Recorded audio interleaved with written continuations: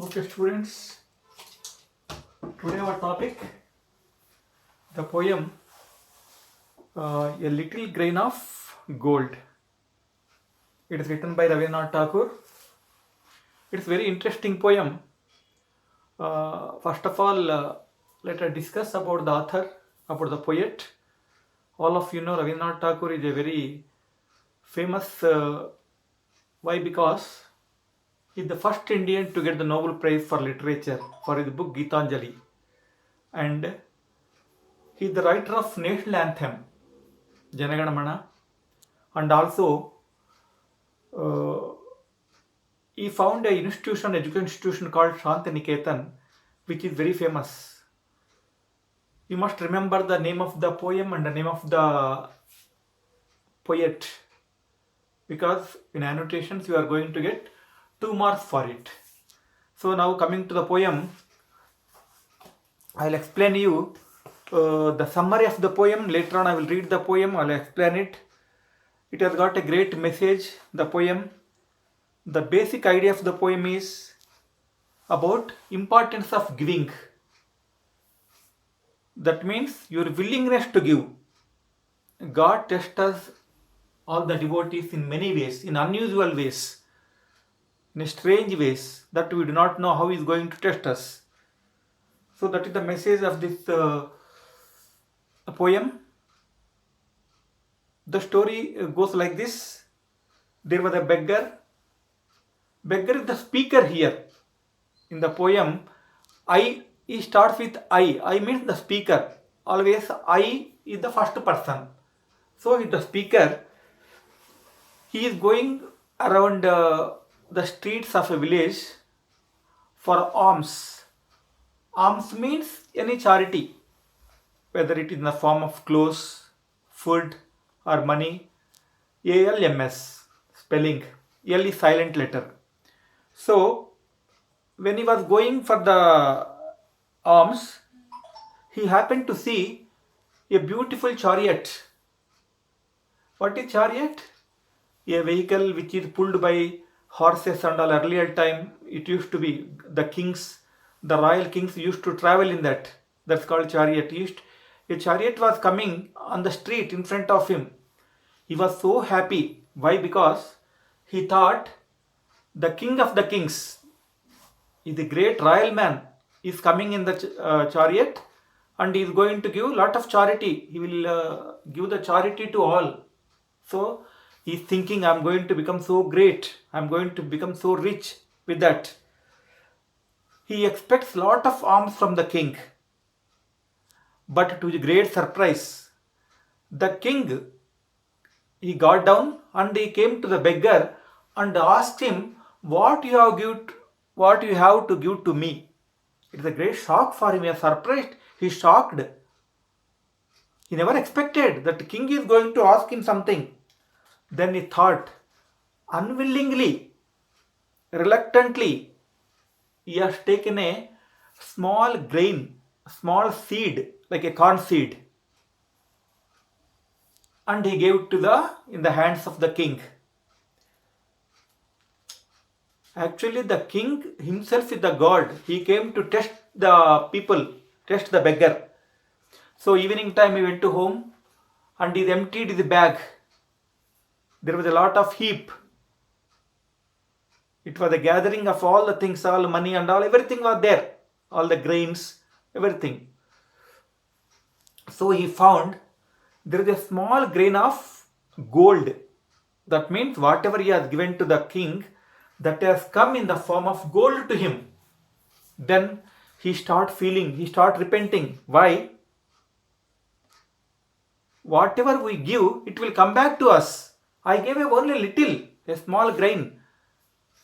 I should have given more and more, so that I should have got more and more. Then he started weeping bitterly. We were crying. See, that is the strong way, unexpected way. Then how God is going to test his devotees. So this is a small poem. It shows that whatever we give, it will come back to you. So giving is most important.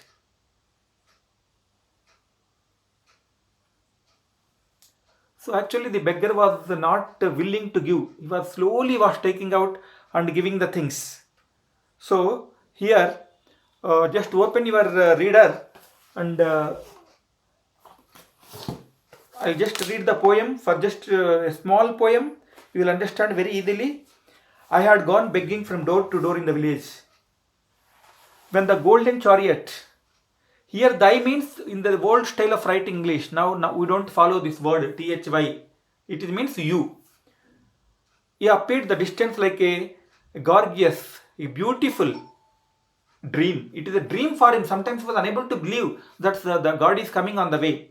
And I wondered who was the king of all the kings, who was the great man, who was the royal king who is coming on the way. My hopes rose high. I got so many hopes that my evil days, my bad days are going to complete. And I stood waiting for alms to be given unasked. I need not to ask now. He will give. And for wealth scattered, and it will be dropped all over the places. The chariot stopped there. I stood. Again, thy glance fell on me. The king's glance, look, fell on the beggar. And thou camest. Camest means came down. It is also classical English of olden days. He came down with a smile. I felt that the luck of my life had come to at last. I thought I'm so fortunate. It is my luck. Now, he was expected something, but then of a sudden, he held out his hand, right hand, and asking him, what you are going to me? He never expected. The king got down from the chariot and asking the beggar, what you have to give to me? What a kingly jest. Here kingly means very royal joke. Jest means joke. Kingly, it is adverb. What is kingly jest? Was it to open the palm to a beggar to beg? Not expected. A king is coming to a beggar and to beg. I was confused. I was shocked and stood undecided. I am unable to do. I am unable to decide anything what to do. And then from my wallet, whatever bag he is having, I slowly took out. Slowly means here unwillingly, reluctantly. He is not willing to give even that small seed also. The least little grain, the small grain of corn, and gave it to him. Gave it to the royal king. But how great my surprise. So this is the evening time he came to house, last stanza. When at the day's end I emptied my bag on the floor to find a least little grain of gold among the poor heap. So he has put all the things there, Dera, Pura. Then he has found one small little gold grain.